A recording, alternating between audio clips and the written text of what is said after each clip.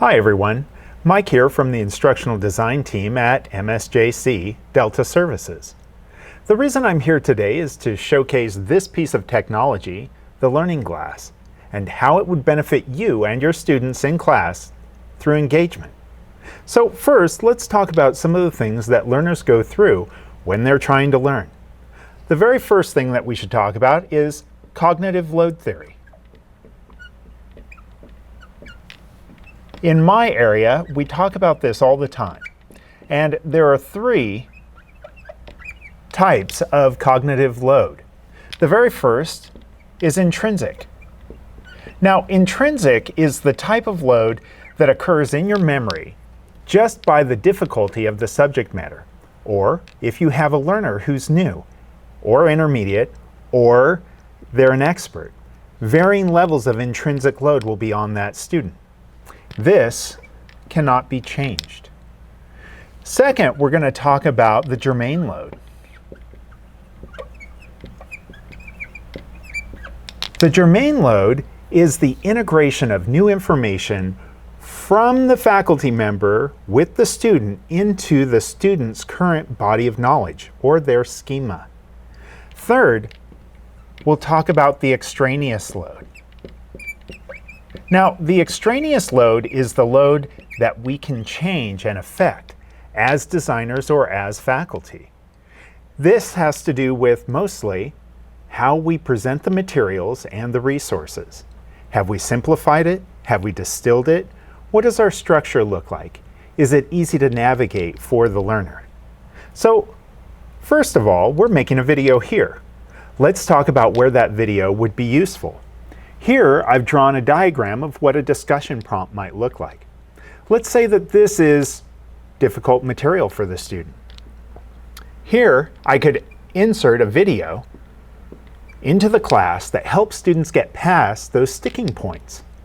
Second, I might add resources so that learners don't need to leave the discussion prompt to go search for material that will help them with their critical thinking. Finally, I'd write the prompt. In this prompt, I would include things like, this is how many other learners I want you to reply to. Here's the quality of the discussion that I want to see from you. I want you to respond to other people, compare, contrast. I want you to create connection with other learners.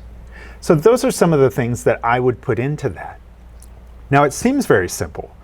And I have faculty tell me all the time, oh, but Mike, I really like to put in a lot more than that. I want to put in policies. I want to make sure they understand academic dishonesty. I want to make sure that they understand all of the breadth of things that are going to contribute to them getting a good grade on this. And while I agree with that, I agree that a student should have good instruction. Good instruction should be distilled. So if I start adding things to this, let's say I add policies that could be included in other places other than here. And then I add things like procedures that I want them to follow, besides the procedures that I have outlined in the prompt. Well, what have I just done to this? I've just made it longer, right? Yes, it's much longer. And what is the obstacle that I could run into when I start adding length to this prompt? Well, if you see that there's something missing from this discussion prompt, it's because I've left it out. Because students could miss it just like we missed it. And it's this. It's the reply button. What if a student looked at that and all they saw were resources, prompts, policies, procedures? Suddenly it may start to look like a lecture without any activity. And that's not what we want. We want the student to see that this is actually a place where they are going to create a learning artifact for the course. It is a type of assessment that the faculty member uses in order to gauge the student's progression through the material and through their growth as a learner. So I had this analogy. I was thinking about this entire discussion prompt and how it works. And something occurred to me. And it's something that I'm sure that a lot of you have dealt with here in the desert. It's an analogy that came to me, and I was sitting in the car wash and I thought, you know, this car wash is structured in such a way that it would be a good structure for a discussion prompt. And why is that? Well, what are some of the things that you face when you go into a car wash? Let's say it's your very first time, right? What's the first thing that you see when you pull up? Well, you see this whole structure that they have built, right? They put together this systematic linear progression through, and some of it changes, like you have this one segment that's the car wash, and then you'll leave and go out and you'll hit the vacuum cleaners. But when you get started, the designers of the car wash have actively tried to reduce the extraneous load. So what's the first thing that you see when you get there? Well, typically, you'd see someone standing there. And hopefully, they're helpful. Who knows? And what they're going to do is they're going to direct you this way or this way as they start to help you line up your tires that you can't see with the track that runs all the way through the car wash. That track is meant to lower your extraneous load because they don't want you to hit the equipment, and you don't want to hit the equipment. You don't want to be responsible for that. Then, when they get you ready, they'll hand you a moist towelette so that you can clean the interior of your car while you're on this track system being pushed through the car wash. So here we have our start and our welcome for someone who is making sure that if you're a noob or that you have never been here, that you've got the information to go through it. Much like our video, right? And then when they hand you that moist towelette, they're handing you a resource, just like our resources here. Now, as you start to move up to the person, they're going to prepare you by pointing to this sign that's hanging on the wall. And on that sign, it tells you what to do and what not to do. Put your car into neutral. Take your foot off the brake. And these are much like our prompt. They're telling you how to successfully navigate this small area where many complex machines are going to come to your car and affect change on it.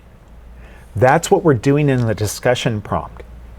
Now, I mentioned the policies and the procedures, and I said, we don't need that in the discussion board prompt. Well, why is that? Think back to the car wash. Here you start out with a pre-rinse. You move to the scrub. And finally, you have your final rinse, right? All the meantime, these signs are illuminated.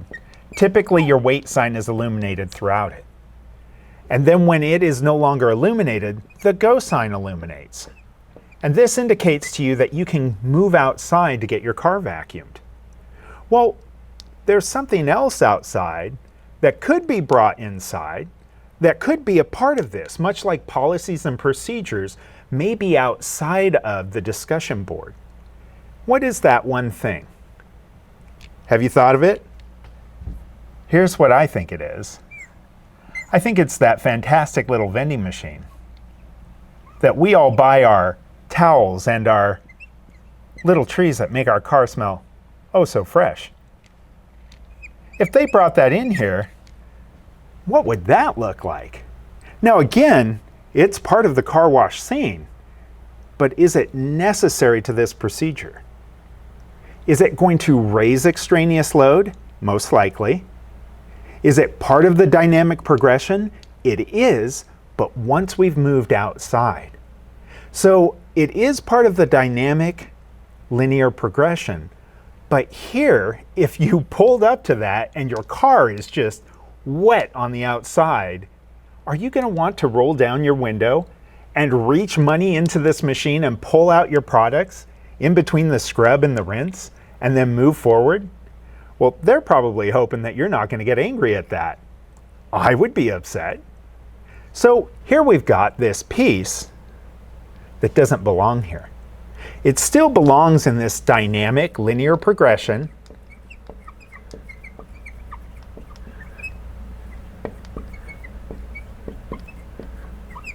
but it's not helpful in reducing the extraneous load here. Just as the policies and procedures are not helpful in reducing extraneous load within the discussion prompt. So I hope that this has been a helpful tool for you, a helpful showing of what the Learning Glass can do. It's been a pleasure to present to you on it, and I hope that if you have questions about this tool or other technology tools, that you'll reach out to Delta Services. We're here to help.